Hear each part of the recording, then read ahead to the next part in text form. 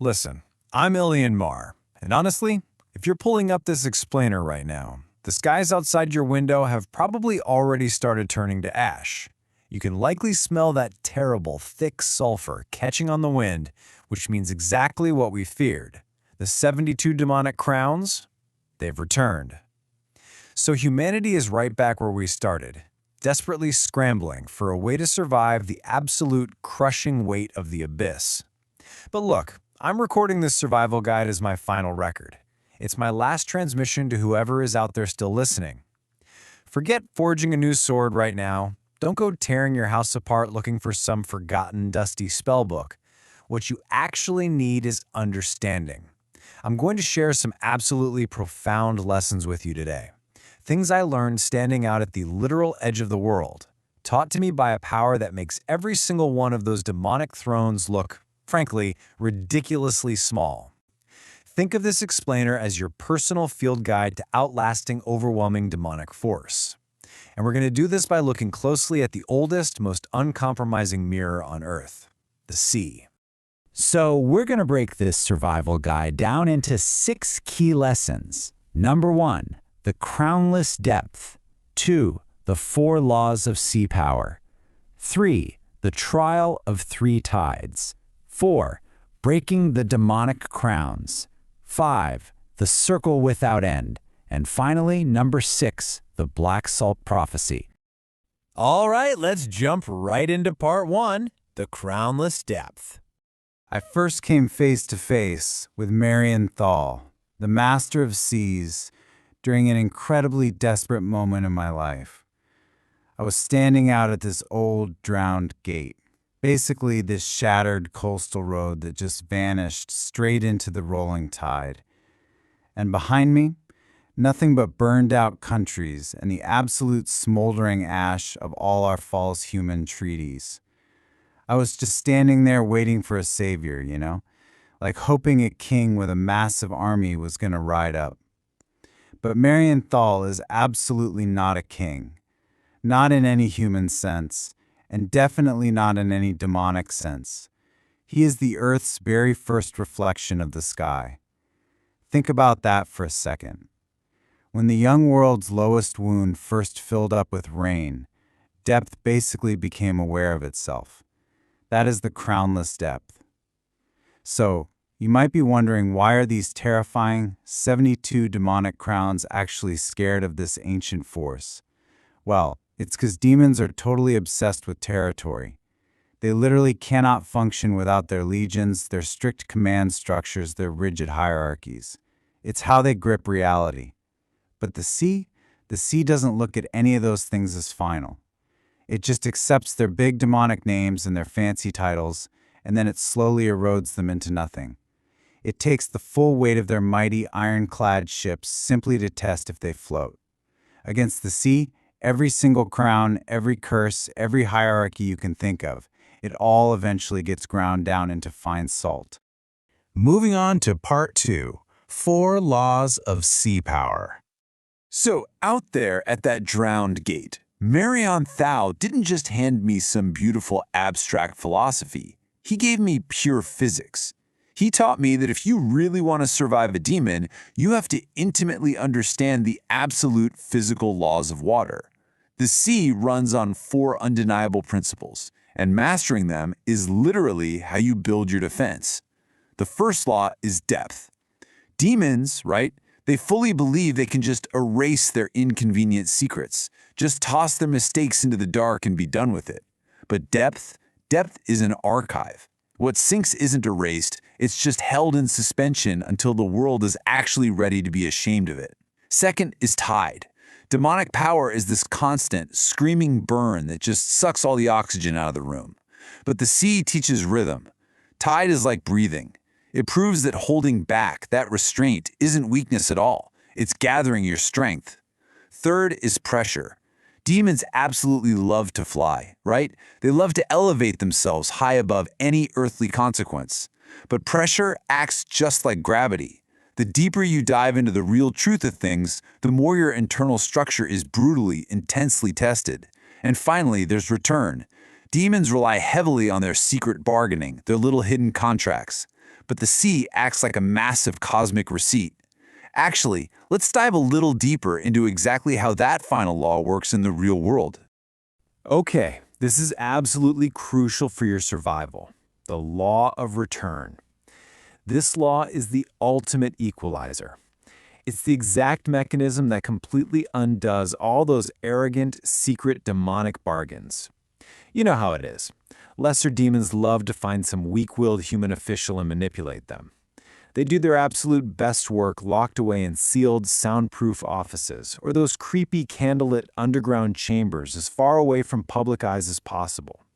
And they genuinely believe their corrupt little whispers are perfectly safe in the dark. But here's the thing. Human ambition always travels. It moves by ship. It moves by trade routes. It moves by harbor taxes.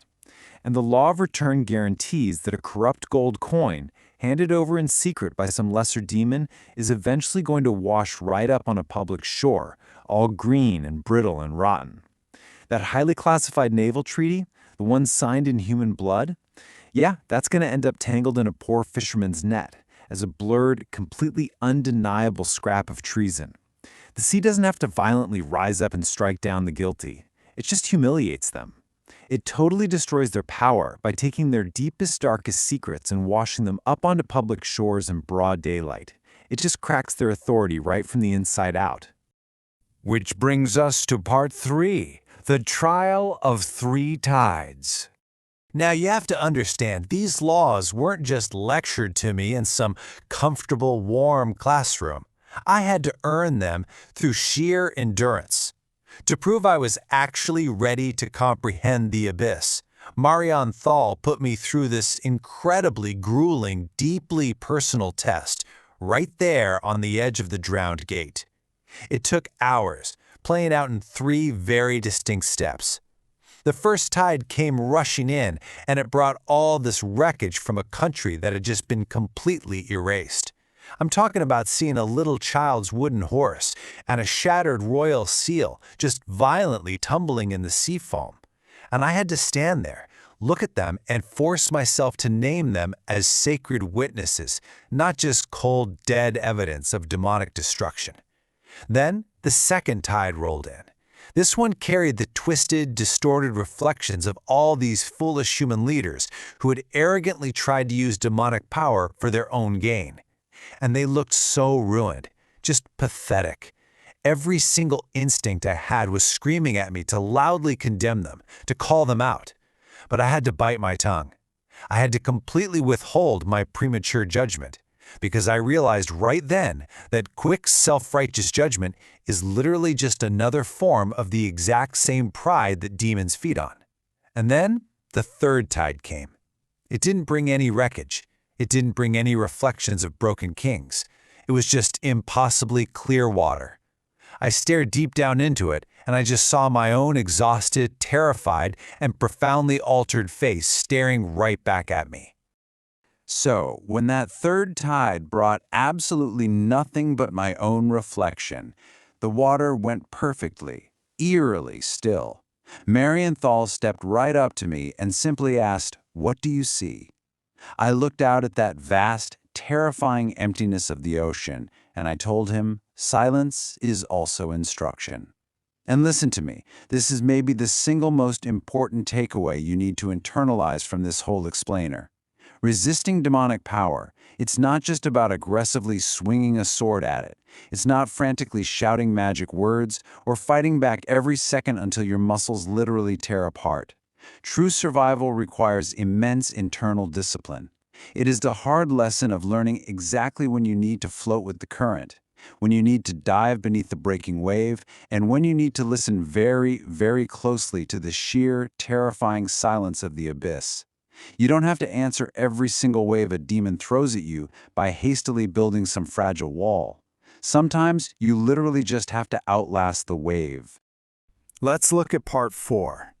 Breaking the demonic crowns.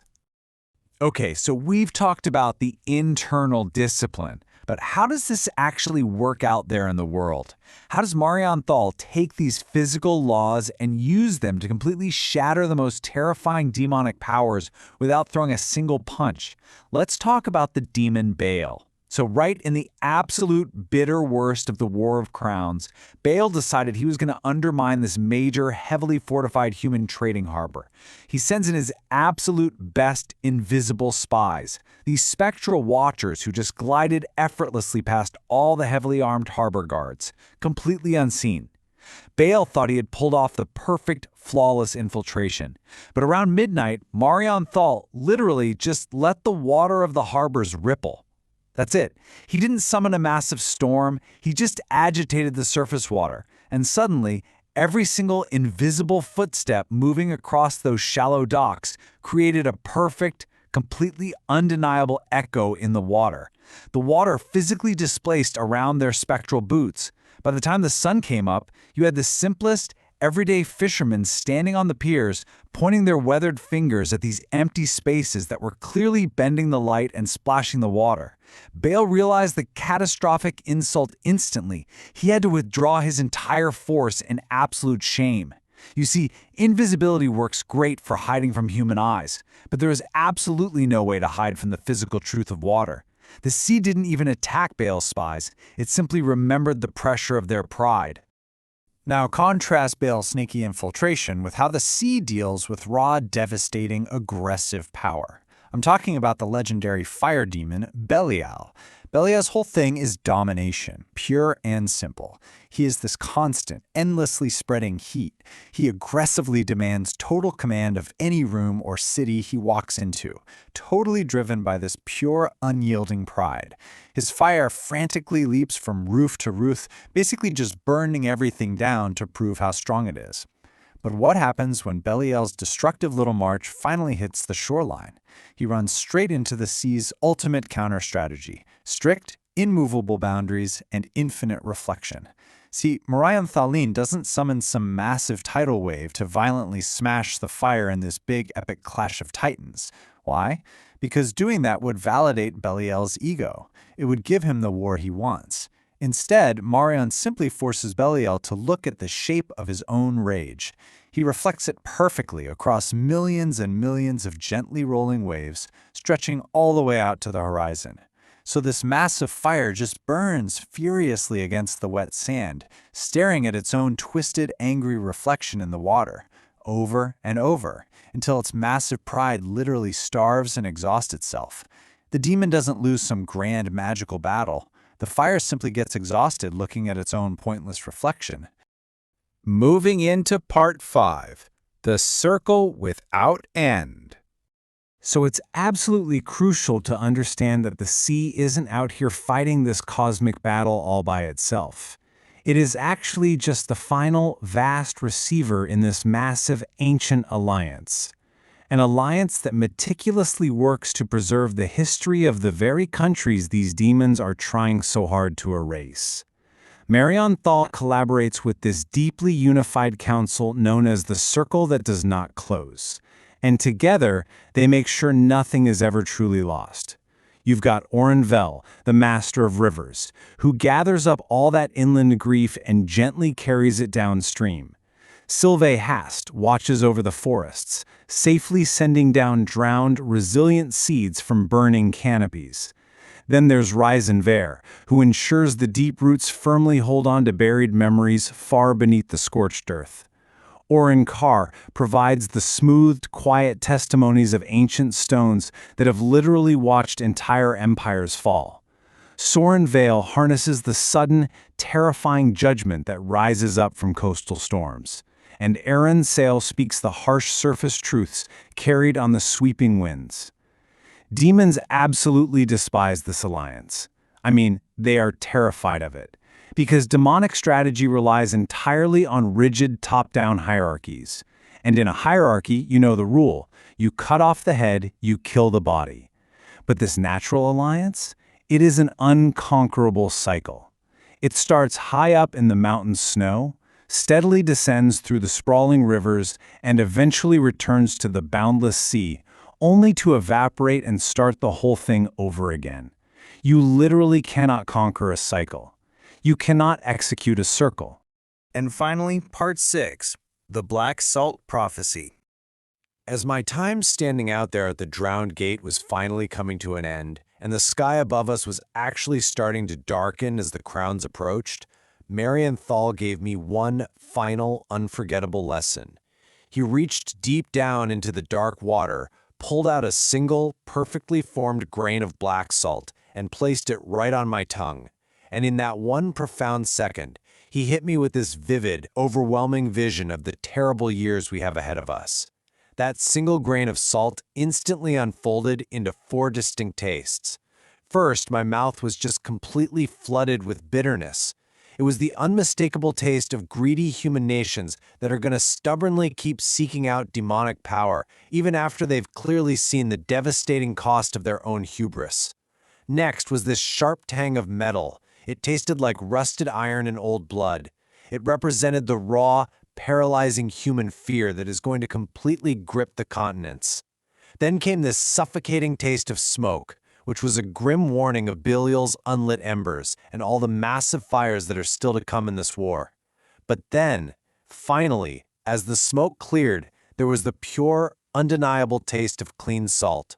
And that clean salt represents the extremely narrow path forward for us. It is the absolute, unyielding humility that every single one of us will be required to have if we want to preserve life in the face of total annihilation. The sea is a profoundly powerful ally against the demonic crowns. Frankly, it might be the only one that truly matters anymore.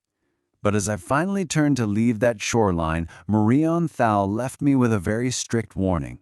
The sea is not humanity's new master. We are not supposed to worship it.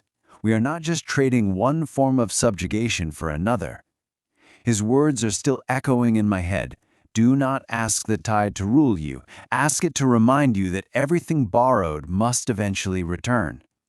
The sea is a strict discipline of depth, guys. It is not a deity that demands blind sacrifice, but it does demand nothing less than absolute humility from anyone who tries to study it. It's a constant reminder that what we try to hide in the dark is never actually gone. And anything we arrogantly take without respect, it will eventually be returned to the shore, and it will be returned with devastating interest. I'm going to leave you now with the exact same question the Master of Seas asked me when my trial ended and the water ran perfectly clear. Sometime very soon, you are going to find yourself facing an overwhelming darkness. The crowns are going to march, the fires are going to spread, and you are going to look out at the horizon desperately hoping for salvation. When that abyss remains completely silent, will you panic? Are you going to let fear drive you to invent some false omen just to comfort yourself? Or will you find the profound internal discipline to simply float, to remember to breathe, and to outlast the demonic tide? Keep this field guide close, learn these undeniable laws of the water, and apply them. Apply them to your daily survival, and whatever you do, please do not mistake silence for absence.